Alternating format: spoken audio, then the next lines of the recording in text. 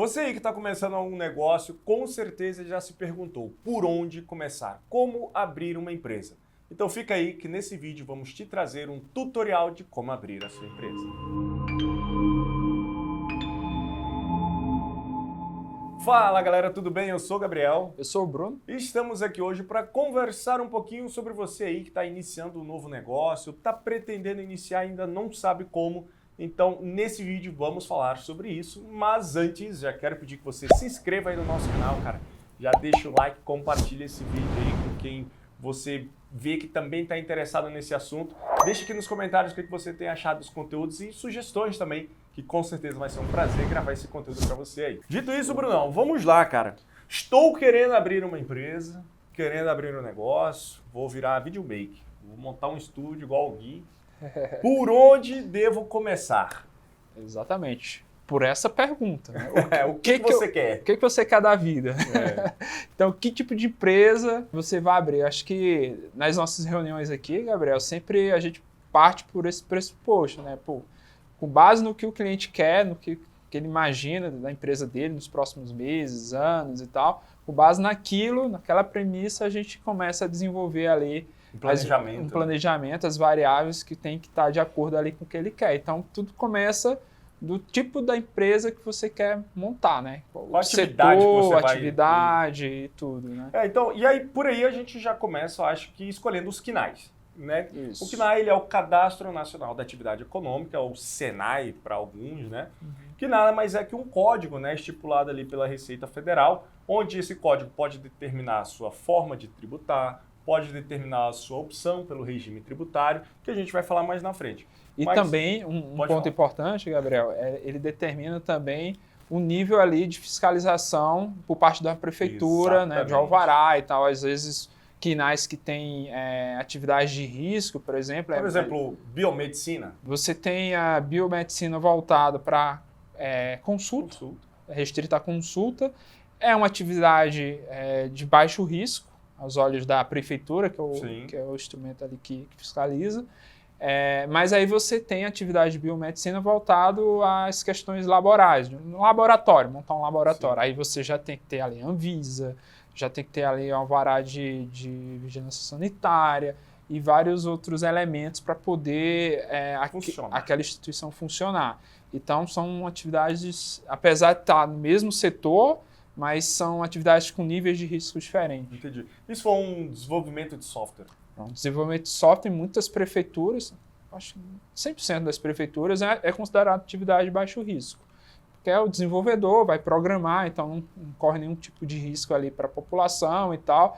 Então, questões de alvará é muito mais fácil ser liberado e tal. Então, nesse quesito liberação, é tranquilo. Em muitos casos, já tem até lá embaixo no próprio cartão CNPJ, atividade liberada de alvará. Exato. Assim, não obrigatório, né? Exato. Então, em resumo, primeiro ponto para você que abre empresa é definir a atividade principal de sua empresa. Gabriel, posso ter só atividade de desenvolvimento, por exemplo? Não, você pode ter outras atividades secundárias. Nossa recomendação é que tenham sinergia com a atividade principal, né? Também não vai abrir lá uma empresa de desenvolvimento de software e, sei lá, e hot dog. Pode ser que você consiga comprovar isso? Pode ser, mas não é tão assim, né? Não é tão sinérgico. Então, primeiro ponto, escolha muito bem a sua atividade, entenda quais são as nuances daquele CNAE, se vai ter alvará de funcionamento, não vai. Então, esse é o primeiro ponto. Segundo ponto, Brunão, razão social. Razão social. É importante também ter uma razão social ali que tenha sinergia com a atividade principal da empresa, né? Sim. Não adianta ter ali um CNAE principal de desenvolvimento de software e o nome lá, Dog do João. Sim. Não tem muita relação, né? Então, isso é muito importante também. Uma questão importante com relação à razão social é porque é o seguinte, no caso de empresas do Simples e algumas do lucro presumido, como você mesmo falou, ela tem que ter uma relação com a atividade principal da empresa. É importante que se tenha uma relação. Então, a gente sabe que as atividades do Simples Nacional elas são divididas em vários anexos. Então, a gente tem um anexo ali, por exemplo, na área de serviço, desenvolvimento de software. Desenvolvimento de software é o anexo 5 do Simples, tributação 15.5. Se você não sabe isso, tem um vídeo aqui sobre Simples Nacional, a gente vai deixar. Beleza. Desenvolvimento de software, minha tributação é 15.5. Mas eu tenho o anexo 3, que é atividade de cunho não intelectual, para os olhos da Receita, que a gente tem lá o KNAI lá de treinamento informático. Ou manutenção de computadores. Manutenção de computadores, beleza. Se o cliente usa muito esse KNAI de treinamento, se você vai usar muito KNAI de treinamento, se é um professor de reparação, não faz sentido você colocar uma razão social de Gabriel, desenvolvimento de software, e teus KNAIs 100% das tuas notas fiscais está pertinente ao anexo 3. A Receita, ela pode questionar essa questão. Exato. De dizer, pô, mas se tua razão social é desenvolvimento de software, lá no objeto do contrato social, o principal está lá, desenvolvimento de software, o KNAI principal é desenvolvimento de software, emite uma nota de treinamento, é meio, né, então para não deixar as pontas soltas aí, é bom estar tudo relacionado, a atividade principal, a razão social, a forma de emitir nota, o serviço, né, da nota. Inclusive lá no objeto, contrato social, o primeiro KNAI, que é o principal, deixar lá destacado. Então está tudo ali correlacionado. Exatamente. Acho que o terceiro ponto aqui, muito importante também, é quanto ao porte empresarial. Né? O porte, nós temos hoje no Brasil 4 portes. Né? Tem o MEI, que ele entra como um porte empresarial, temos a microempresa, empresa de pequeno porte e os portes demais. Né? Então, o porte também é muito importante, né? Porque ele está definido ao seu limite de faturamento e tem também uma relação de limites de funcionários que não é tão observada assim, mas quanto ao limite de faturamento é sim muito observado. Né? O MEI, 81 mil, microempresa até o presente momento é 360 mil, empresa de pequeno porte é até 4,8 milhões por ano, né? E empresas de porte demais é acima de 4,8 milhões, ou enfim, whatever, né? Então, basicamente, hoje no Brasil, esses são os 4 portes aí.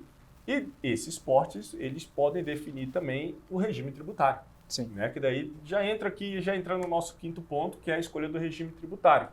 Que no Simples Nacional, que nós já falamos, só pode estar incluso se for o MEI ou microempresa ou empresa de pequeno porte.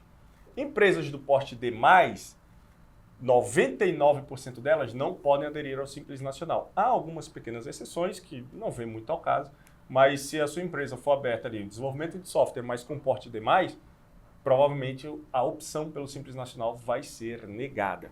E tem também o regime tributário lucro presumido, né, Brunão? O lucro presumido, como o próprio nome diz, é com base na presunção do lucro, então com base que o governo acha que tu vai lucrar, existe uma tributação que, no fim das contas, é uma tributação fixa, digamos assim, né? Exato. Até um faturamento de 80, 100 mil, você vai ter uma tributação bem constante, assim como é no Simples Nacional. Exato. A gente tem vídeos que falam aqui sobre o lucro presumido, a diferença né? entre os dois e tal, mas aí é importante você definir isso no processo de abertura, até porque, Gabriel, a janela para a gente enquadrar a empresa no Simples é no ato ali do processo de abertura, até 30 dias depois que sai ali o CNPJ, a inscrição municipal ou estadual, né, no caso foi ICMS, e a gente tem essa janela de 30 dias. Passados esses 30 dias, a empresa ela fica no regime normal. Que é o lucro presumido. Que é o lucro presumido, e aí a janela para ir por Simples é só no mês de janeiro. Do ano subsequente. Exato. Então se você cochilar aí durante esses 30 dias, a empresa ela vai ser tributada no regime normal, no lucro presumido. Em alguns casos, é bem majorado. Hoje eu tive uma reunião com uma cliente que está abrindo empresa e ela obrigatoriamente vai ter que ser lucro presumido. Uhum. E eu falei para ela, nossa, se você pudesse abrir no Simples Nacional, você pagaria 6% de imposto. Uhum. No lucro presumido, ela vai pagar 16,33%, ou seja, 10% a mais do que ela pagaria se fosse Simples Nacional. Então, essa decisão no começo é muito importante. Ela tem um motivo pessoal, né, para ser lucro presumido, enfim, mas a carga tributária é muito Imagina alta. Tu perder o prazo aí dos 30 dias e aí de vez de pagar 6%, vai pagar 16%, né? Putz, é bem... Faturamento de 200 mil no ano é 20 pau aí pro exatamente. Perdido. Um outro ponto muito importante é o endereço, né, Bruno? É muito importante definir o endereço, e aí esse endereço ele tem muita relação também com o KNAI, que nós já falamos. Exato, com o nível de risco dos KNAI. Exatamente. Se for biomédico, eu posso abrir na minha casa? Depende. Depende. Sempre quis falar isso. Boa. Depende se for aquilo que a gente falou, o nível de risco da atividade. Se for restrita a consulta, beleza, tranquilo. Ou tem casos de biomédico que presta o serviço fora do estabelecimento. Fora do estabelecimento, mas aí depende, né? Vigilância sanitária. Pô, será que a Anvisa aprova tu aplicar um botox na casa do cliente? Tem que ter toda uma questão de risco. Tem toda uma segurança. Exato, ali, né? exato. Então, mas assim, via de regra, se for atividade de baixo risco, você pode abrir na sua residência. Desenvolvedor de software, no caso. Desenvolvedor de software, tranquilo, né? Fotógrafo, atividades geralmente ali de consultoria, tudo. Um advogado, né? Advogado, então é bem tranquilo abrir na residência. Agora, que envolvam públicos em geral, médico, dentista, biomédico. Isso, que envolva vigilância sanitária, o risco à saúde das pessoas, circulação de pessoas. Uma lanchonete. Pois é, lanchonete vai ter circulação de pessoas, tem que ter um nível de proteção ali, de incêndio, essas coisas, onde tem circulação de pessoas, você tem que ter um nível de segurança para garantir que as pessoas estejam protegidas, esse tipo de situação. Exato. Né? E vai muito, como você falou, né? Vai muito da prefeitura, do órgão fiscalizador local. Nós temos um cliente aqui que ele fabrica mini videogames desse tamanhozinho, ele falou que fabrica na sala de estar da casa dele. Uhum. Só que no GDF, Distrito Federal Brasília, é considerado indústria. Indústria no DF só pode ser no setor de indústrias aqui do DF. Ele teve que alugar um galpão para conseguir abrir a empresa dele para operar lá, porque dentro da casa dele a administração local não aceitava por nada. Exatamente. Então, o endereço é de extrema importância também. Ele está ali em conjunção com razão social, com a atividade da empresa, porque senão você pode ter um grande problema com a fiscalização depois, né? Exato. Um outro ponto muito importante aí também é a natureza jurídica dessa empresa, né? A natureza jurídica hoje em dia simplificou bastante, né? Que antes a gente tinha Eireli, tinha limitada com 2 ou mais sócios e tal. Hoje em dia é basicamente 2, no caso do Simples Nacional. Ou empresário individual, que pode ser MEI ou próprio empresário individual, ou limitada, com um ou mais sócios, né? Então, simplificou bastante, ficou bem mais fácil. E qual a diferença de empresário individual para limitada? É casamento, comunhão total de bens, separação total de bens. Basicamente é isso, né? Isso. Então, o empresário individual, o que é do sócio é da empresa, o que é da empresa é do sócio. Se der pau na empresa, dá pau na pessoa física do sócio também. Junto, misturado. E a sociedade limitada, em tese, existe uma limitação de patrimônio sobre aquele capital social. Isso. Né? Então, se o seu capital social for R$10 mil e a sua empresa teve uma dívida de 20 mil, em tese, pode-se penhorar apenas aqueles 10 mil que é referente ao seu capital social e não afetar a sua pessoa física. Isso. Né? Por que em tese? Porque, do ponto de vista jurídico, de execução, se o teu credor, se tu está devendo, e o credor consegue provar, por exemplo, uma confusão patrimonial entre a pessoa física, entre os sócios e a empresa, ou seja, sei lá, você é sócio administrador da empresa, tu paga a mensalidade da escola do teu filho pela conta da empresa. Pela conta da empresa. Isso é caracterizado uma confusão patrimonial e aí ele consegue fazer a desconsideração, que é um instrumento jurídico, a desconsideração da personalidade jurídica e chegar no patrimônio dos sócios. É mais difícil, mas chega. Ou seja, aquele casamento que era separação total de bens, vira comunhão total de bens e dá problema também. Mas assim, dificulta, né? Dificulta, exato. A sociedade limitada unipessoal ou a LTDA tradicional, com 2 ou mais sócios, ela traz um certo nível de segurança, assim, quando a gente olha, se você faz as coisas certinho. Exato, exatamente. Então, hoje em dia, para empresas do Simples Nacional, basicamente temos essas duas. Para empresas fora do Simples Nacional, aí nós temos associações privadas, temos associações públicas, né, as ONGs, temos sociedades anônimas, aí existe uma série de outras naturezas jurídicas, que eu acho que não é muito o foco do vídeo aqui, é mais mesmo trazer para essas mais realistas, e que você deve pensar ali, né? Está 95% de todas as empresas do Brasil são essas aí. Limitado ao empresário individual, a grande maioria. Ah, Gabriel, e a Eireli? Eu queria abrir uma Eireli, falaram para mim que era melhor. Então, meu querido, a Eireli morreu. Você não sabe. Só uns 10 anos atrás, 5 anos atrás. Exatamente. A Eireli morreu, inclusive, acho que a gente tem um vídeo sobre isso também, vai ficar no card aqui. O triste fim da Eireli. O triste fim da Eireli. A Eireli deixou de existir, porque era empresário individual de responsabilidade limitada, onde deveria-se ter um capital social mínimo de 100 salários mínimos. Sim. Pô, a gente está falando aí de mais de 100 mil reais hoje. Exato. Então, deixou de existir e hoje tudo é limitado. Então, você pode sim hoje ter uma sociedade limitada com um sócio apenas, tá? Ponto importante, o capital social. Sim. Aproveitar que a gente Já está falando aí da Eireli. Não existe um capital mínimo, mas... Pode ser um real. Pode ser um real, mas a gente aconselha que tenha ali um capital necessário para você iniciar a operação da empresa. Exato. Ainda mais quando se fala ali de fator R, do Simples Nacional. Se você não sabe o que é fator R, tá aqui o vídeo.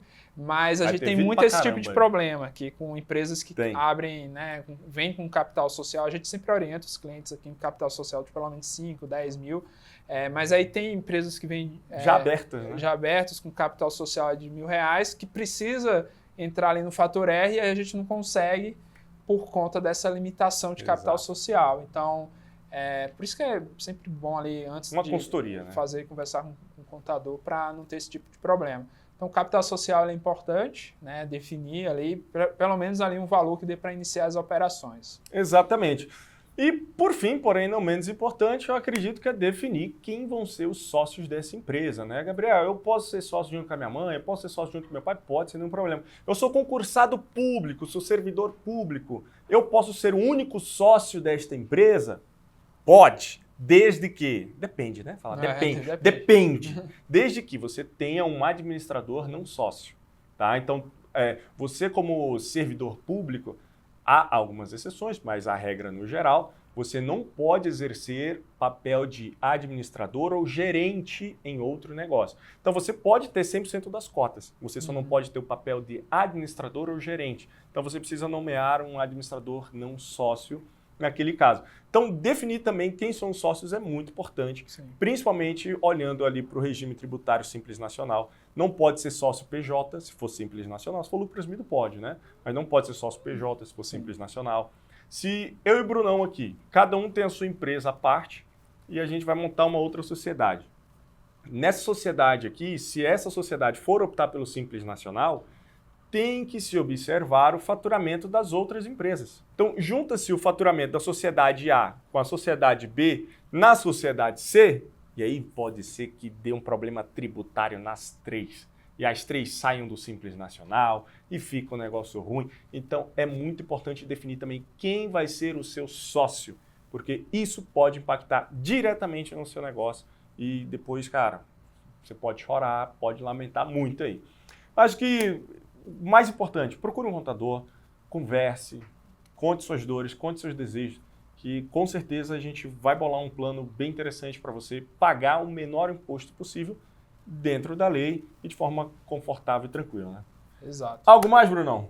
Sobre prazos e custos. Importante isso. Muito importante. Acho que até para fechar. Prazos é complicado dizer, né? Mas, por exemplo, a gente tem ali Rio Grande do Sul, Floripa ali, né? Santa Catarina, Paraná são bem rápidos. Processo Brasília, que está bem rápido. Está bem rápido. 1 ou 2 dias.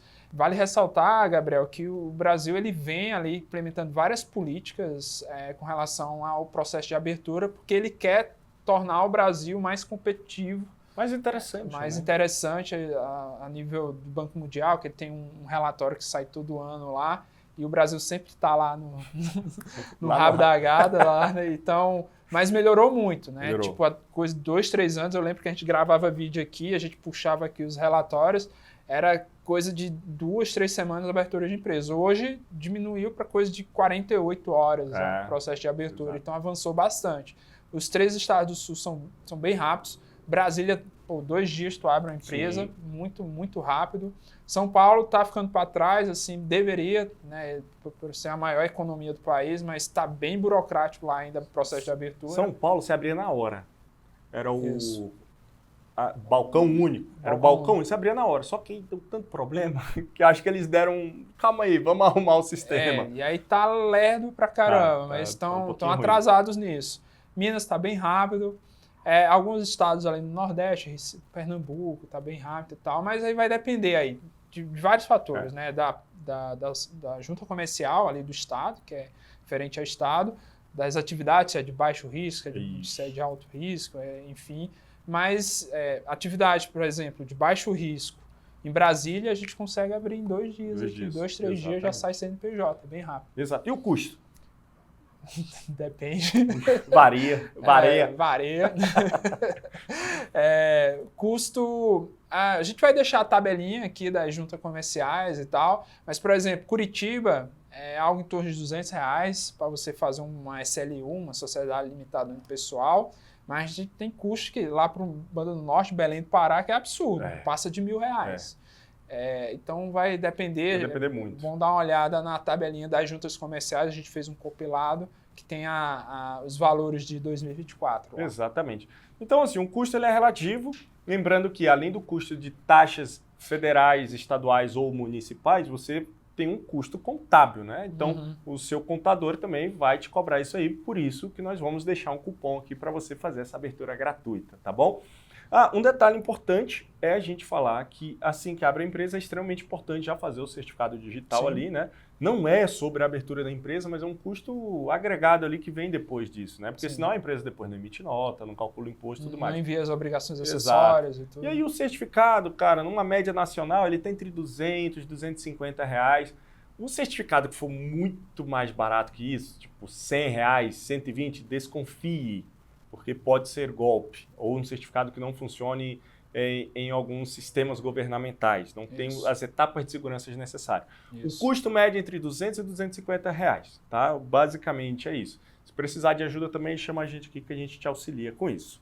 Beleza? É isso aí. É isso, então você aí que está querendo abrir empresa e viu esse vídeo até o final, comenta aqui que depois a gente vai mandar um cupom de desconto para você abrir empresa 100% grátis dos nossos honorários, pagando apenas as taxas dos governos. Mas, se você viu até o final, comenta aqui que você vai ganhar um cupom exclusivo para abrir a sua empresa 100% grátis aqui dos nossos honorários. E se precisar de uma consultoria, é só marcar aqui também, vai ter um link aqui na descrição. Marca uma consultoria que vai ser um prazer te atender. Não se esqueça de se inscrever no vídeo, deixa o like, compartilha. Um forte abraço e até a próxima. Valeu!